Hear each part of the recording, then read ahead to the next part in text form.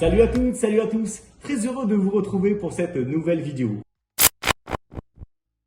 Non, le confinement ne m'a pas rendu complètement fou.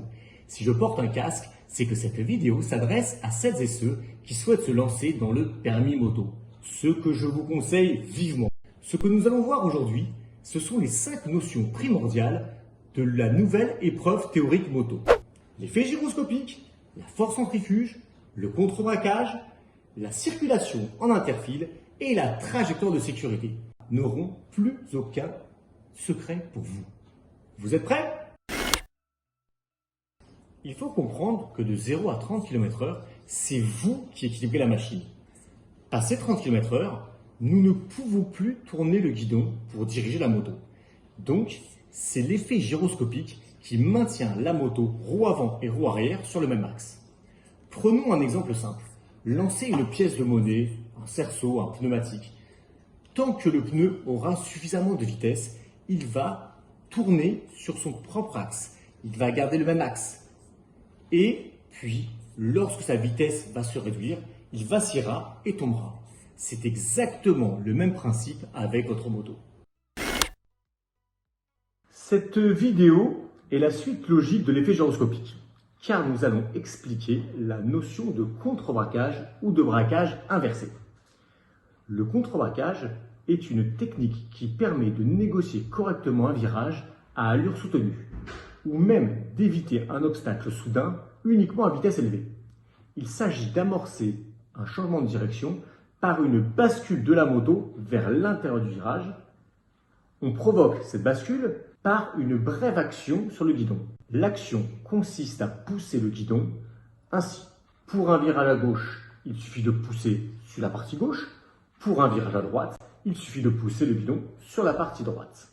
Le contre-braquage est également une technique qu'il faut appliquer lorsqu'il est nécessaire de faire un évitement. Dans ce cas, on incline pour éviter, puis on redresse pour se remettre dans l'axe de la route. L'évitement est réalisé lorsque le freinage n'est pas possible. Pour ce thème relatif à la force centrifuge, nous allons aborder une notion de maths simple, basique. La force centrifuge est une force qui, dans un virage, entraîne la moto vers l'extérieur de la courbe. Le motocycliste doit la vaincre par une poussée sur le guidon. Elle est donc proportionnelle au carré de la vitesse. Plus la moto est chargée, plus la force centrifuge augmente. Plus le virage est serré, plus la force centrifuge augmente.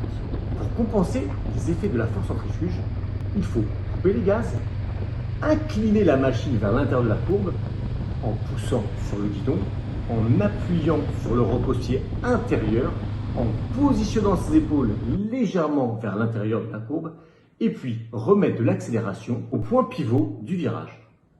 En connaissant la formule de la force centrifuge, vous allez retenir les 3 choses primordiales, à savoir la force centrifuge est égale à la masse multipliée par la vitesse au carré divisé par le rayon du virage. Ça peut paraître barbare, mais c'est très simple.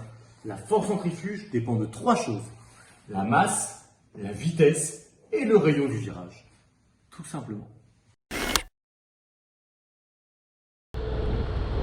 La conduite en interfile. Oui, mais dans certaines conditions seulement. Sachez que cette pratique est en expérimentation que dans 4 régions et départements français. L'Île-de-France, le département du Rhône, le département de la Gironde et le département des Bouches-du-Rhône. L'interfile peut s'effectuer uniquement sur une chaussée à sens unique avec un terre-plein central doté d'au moins 2 voies chacune. La limitation de vitesse est de 50 km/h maximum entre les 2 fils les plus à gauche. Un petit conseil, respectez toujours un différentiel maximum de 20 km/h entre vous et le véhicule dépassé.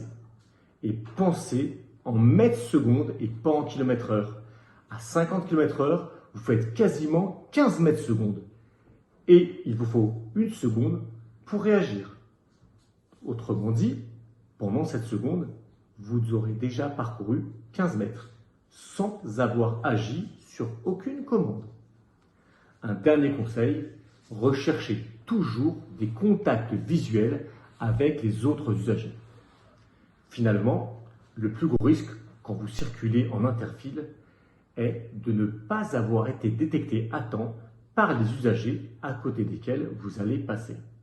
Ces derniers risquent, s'ils ne vous ont pas vu, de changer de fil ou de trajectoire au moment de votre passage. Pour éviter le risque de collision, ne négligez pas les limitations préconisées. Assurez-vous d'avoir été vu et dans le doute, n'hésitez pas à manifester votre arrivée ou à renoncer au dépassement. Voici une grande nouveauté, la fameuse trajectoire de sécurité.